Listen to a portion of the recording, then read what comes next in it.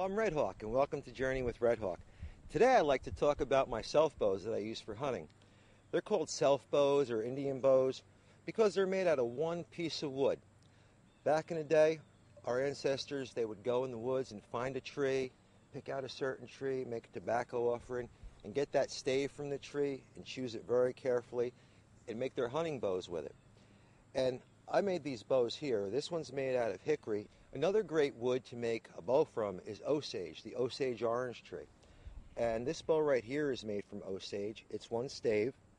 If you look in here, you can see the different grain patterns. The most important thing when you make one of these bows is not to cut the growth ring. If you see in the front, the knots are still on this bow, right here. You never cut through the growth ring. And then to tiller this and get the bow even, you take a draw knife and you shave these down. And you have to count these rings right here. They have to be even. Sometimes you have to leave a little bit more in the belly area here when you're shaving it with a rasp or something to get an even tiller. But a good formula, if there's 9 on this side, there should be 9 on this side. If there's 10 over here, there should be 10. And then you'll be able to test your poundage with a bow scale or on a tillering jig. But the most important thing is to keep it even on both sides and to never cut through the growth ring. I love this little bow. This is a Lakota horse bow. This was the type of bow used to shoot buffalo on the plains. This bow right here is about an 80-pound pull, believe it or not. And what makes it so strong is this buffalo sinew that's on the outside. There's hide glue and layers of buffalo sinew that run all the length of this bow. And this bowstring is actually made from buffalo rawhide. It's twisted. It's called cordage. That's how you make cordage. You twist it up. And on this bow, it's decorated with quill work, porcupine quill work. That predates the beads. Now this bow here is made for shooting 6 feet, 7 feet, 5 yards the most. The way they shot this bow was with a release called an Apache pinch. You put your 2 fingers right here and you put your thumb right there on the nock. The nock is made so it sticks out and you hold it like this. And then you were riding on a horse, right? So you come up along the buffalo and you draw back and it's one quick shot right into the lungs. And you have 5 warriors doing this. These have pretty good penetration. I didn't even pull that bow back all the way. It's a lot of fun. I don't use this for hunting. I just made this as an honoring bow and respect for my people. And I really enjoy it. A must for archers who shoot longbow, recurve, or self-bow is a good arm guard and a good shooting glove. This is a bow that I use on Journey with Red Hawk. This is my favorite little self-bow. I shoot this all the time. It's real small. It's great for still hunting. I would rather leave the house without my socks than leave without this wind feather. I follow this wind feather religiously, especially with still hunting. As long as this feather's blowing towards me, I know I'm downwind.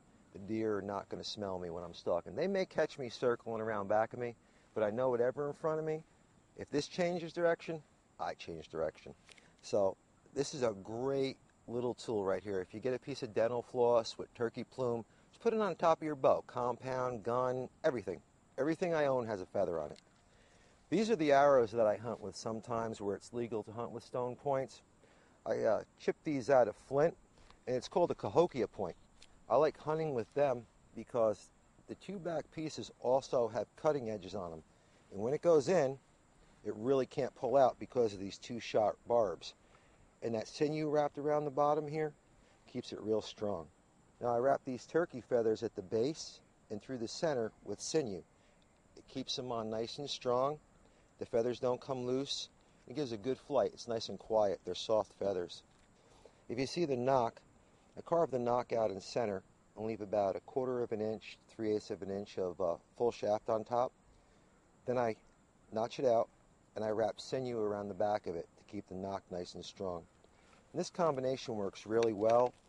It's a good bow, it shoots good, but it does have its limitations. I don't like shooting beyond 10, 15 yards with it. I know the capability of bow, and the most important thing to me is not to wound an animal, is to take a clean kill shot, a 1-shot kill. Well, let's take a walk on over to the target and I'll try and hit a piece of charcoal for you and show you how this thing shoots. Today there's more and more bow hunters that are getting into traditional archery. I've been shooting a longbow and stick bow for a long time. I'd like to share a few of the tips that taught me how to shoot pretty good with this thing. First thing I like to do is when I start someone out shooting, I like to put a small target up, not a big picture. If they have one small dot to concentrate, like on a deer you have that triangle behind the front leg, when you look at a deer, you look at that one spot. You focus on that. You don't look at the antlers. You don't look at the size of the deer. Just focus your concentration on that one spot. And you practice like that and you become pretty good, you know, if you just trust your instinct.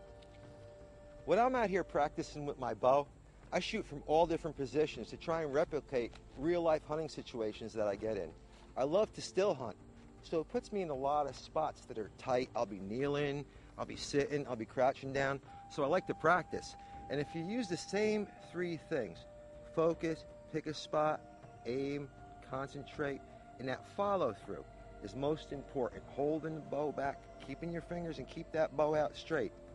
You can do it. You can do it from sitting and standing. This is a great little bow. I really enjoyed sharing my bows with you today, and I look forward to sharing more of them with you on Journey with Red Hawk. In future episodes, we're going to actually teach you how to make your own self-bow. So till next time, be safe hunting, take a kid hunting, and enjoy the outdoors. This is Red Hawk. Aho.